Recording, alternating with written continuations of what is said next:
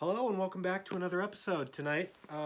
And for a couple, 16 more nights at some point, we'll be going through some of my most prized possessions, some of my favorite things. And if you can see the shirt I'm wearing, it is Iron Maiden-A-Thon. It doesn't roll off quite as much as reading it does, because I've already done this in print form. I did it for the website that I work for, that#show.com. You can look up all of my articles there about them. I go through the history of Iron Maiden and on a track-by-track basis on all of their albums.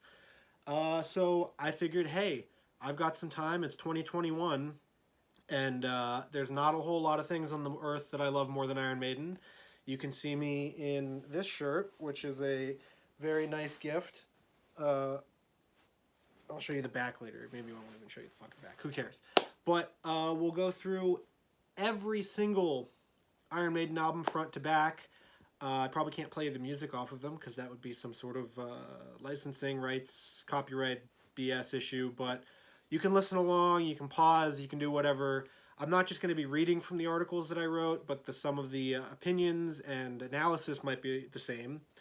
But yeah, so these are some of my most prized possessions. You might think that something like a rare game that I have, or the Mountain Dew Xbox that I have, or the boxed fucking Steel Battalion up there is something, but these, especially the very first CDs that I got after I saw Iron Maiden for the first time in 2008, I took my birthday money that I got and I went straight to Amoeba Music and I bought as many albums as I could.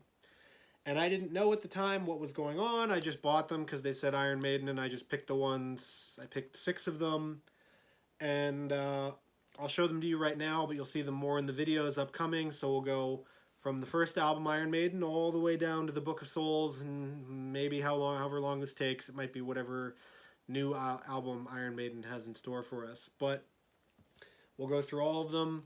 We'll go through the first one in the next video, Iron Maiden. This, of course, is the new cover that they did that I don't really care for, but it's on the CD, on the remaster, the reissue, whatever the fuck you want to call it. These reissues and remasters are really nice, but I don't know why they had to update the art for that one. We'll go through Killers, which is probably their most iconic album art. We'll go through Number of the Beast. We'll go through Peace of Mind. I won't tell you what my favorite is, but if you've read through Iron Maiden-A-Thon, you will know exactly where my allegiances lie in Iron Maiden. We'll go through Power Slave. We'll go through Somewhere in Time. We'll go through Seventh Son of a Seventh Son. We'll go through No Prayer for the Dying. Also with a changed album art, by the way. We'll go through Fear of the Dark. And yes, that is a nice $5.99 sticker that I got for there at an old record store in La Cañada where I used to live. We'll go through the X Factor, which was an X Factor.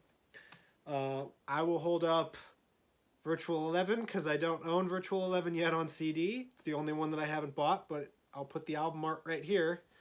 We'll go through Brave New World, also with fucking stickers all over it. Love it. We'll go through Dance of Death. We'll go through A Matter of Life and Death. We'll go through The Final Frontier, which I thought was going to be the final Iron Maiden album. Good thing it wasn't. And finally, unless of course they release a new album, The Book of Souls. As you can tell, I'm really passionate about Iron Maiden. I really love them. They're my favorite band. I've listened to them more than any other band that I've in existence. The only band that I think could rival them in terms of how much I love them would be Judas Priest, but it wouldn't. It's not even close. I have Eddie Iron Maiden action figures. I have posters. I have more t-shirts than you can imagine. I have almost every album on a t-shirt besides A Matter of Life and Death. That's the only one I can't find or can't find for a normal price. Some of them I can't fit into anymore. I have tons of tour t-shirts. I have tons of single album art t-shirts. I have t-shirts like this that are from tours that just have imagery from the band on them. I have a bootleg vinyl that I got when I went to London. I have certain albums on vinyl. I have a cassette tape. I have anything else. I have an Iron Maiden snow globe. I have a yellow sweatshirt with Cyborg Eddie on it. I just love all things Iron Maiden, and together we can go through that love of mine with the band here. This is just a quick intro to what Iron Maiden-A-Thon is all about, but you can bet there will be more Iron Maiden and more Eddie to come through all of the albums that they have.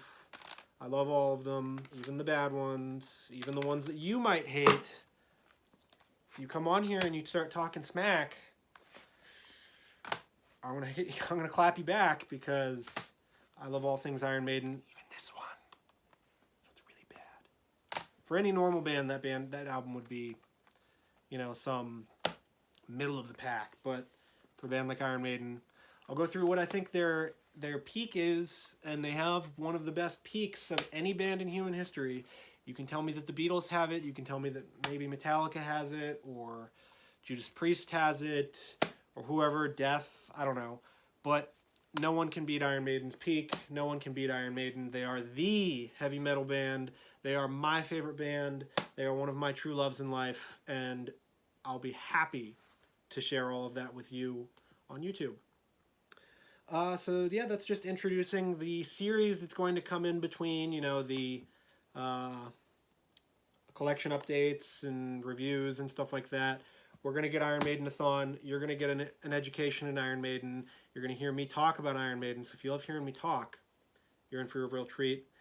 And that's it for today, but you can look forward to Iron Maiden-A-Thon, and I will see you again.